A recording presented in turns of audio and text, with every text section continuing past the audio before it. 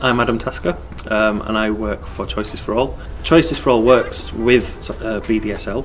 We've worked with BDSL now for many years, since the start of the project, and BDSL do a load of wonderful things in Bradford about access to sport for people with disabilities.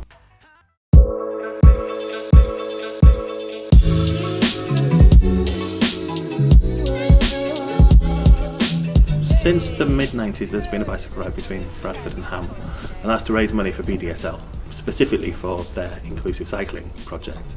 However, that ride's only been for non-disabled people, but we do disability cycling every week in Lister Park in Bradford. What's the point of us doing disability cycling if people with a disability can't come on a ride like that? A couple of years ago we did Coast to Coast for riders with disabilities, and that was a huge success.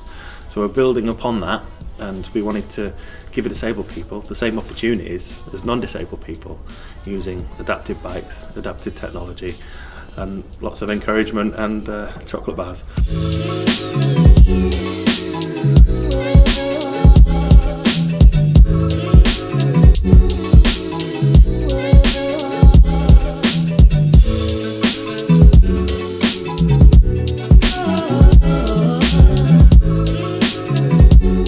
There was 19 people altogether came to Ham this year.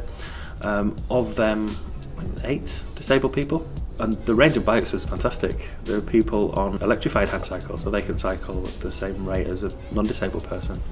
There was a lady on a tag-along with cerebral palsy, so she was on a two-wheel bicycle that attached to a mountain bike. They were a team. There was a young chap on a wheelchair transporter bike. This was a guy with cerebral palsy who unable to get out of his chair, but if you put the chair on a tandem bike on the front of a wheelchair platform, he could ride with his granddad, and they could ride together. You know, the first time they've done that, it was a wonderful experience. We also had people with autism that were riding mountain bikes. So there's a whole range of bikes, a whole range of opportunities, and a whole range of different types of disability all came together on this ride for this 5 days. The group were great. Everyone wanted to achieve the same goal. No one got left behind. When we were cycling through, we saw some amazing places. It was amazing at the Ham ride. I mean, in Holland, you know, you've got all the little, you know, you've got the cute little villages. You've got the windmills. You can see for miles because it's so flat. Same with Germany, really.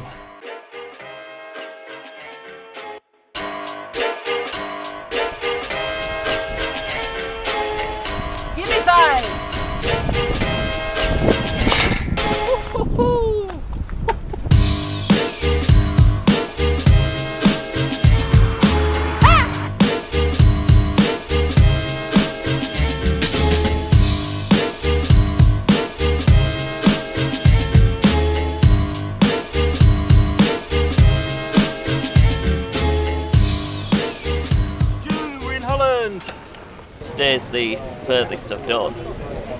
Day one. The first day was 44 miles, and I thought that was quite hard, because it's the furthest I've ever done. But once I got into the routine of doing over 50 miles some days, I felt fine.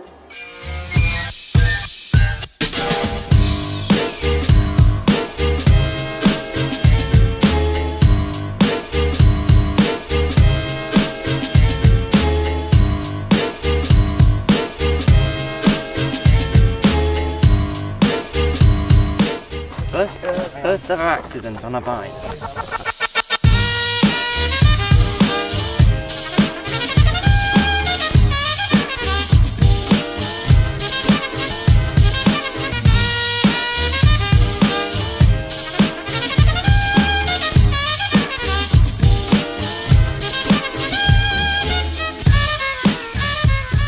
The last day was a bit of a challenge actually. It was the shortest day, it was less than 40 miles, but we'd been cycling for 4 days solid before then, and everyone was a little bit tired. So by the time we got into Ham, it was a huge relief, massive relief for everyone. When we came into Ham itself, it were pretty quiet to be honest, until we sort of like some of the students from the UK that had come over for a week that were meeting us there as well.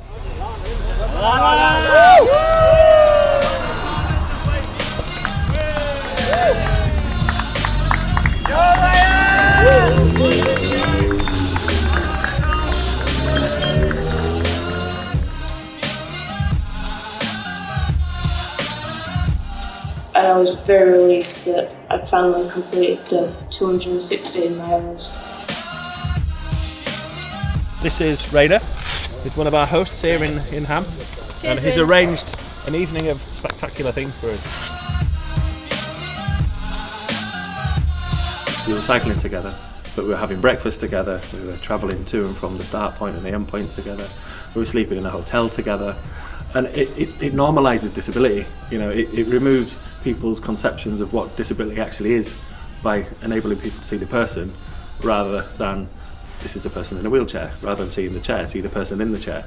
That's a great thing that this ride did, because it did introduce people that didn't know each other that well at the start, but they all knew each other really well at the end, and everyone's keeping in touch now. It's a lovely thing. So this ride wasn't very much about taking a group of disabled people on a bike ride. It was about taking a group of friends on a bike ride. Some of those have got additional needs and need adaptive bikes. And from that, I think we've started something new and something quite special. Felt a closer group than when we first started, to be honest, because we sort of like helped each other on. I knew some people, and the people I didn't know, I bonded together and got to know them a bit better. I mean, I spent most of my nights with another lad who was on the autistic spectrum, and I found out sort of what our differences and similarities were in that respect. So yeah, it was very useful as well as a very good experience. The whole experience has been amazing. It's pushed me mentally and physically to my full capacity, and it's something that I thought that I'd really struggle with, and when I finally achieved that, it was brilliant. Okay, so the thing is, for me, I've always wanted disabled people and non-disabled people to cycle together at an equivalent level. And the good thing about this ride is it's really showed that this can happen, and we've seen it now. George now cycles by himself on his hand cycle independently around the streets of Bradford. Alana's starting to do the same. You know, so not only does it bring people together, but it also allows people to be more independent, and it gives them the freedom of cycling wherever they want. The plans for the future are to develop what we're doing at the moment. We want to increase participation. We also want to do more and more mixed ability rides, because why should you not be able to come on a bike ride just because you're in a wheelchair?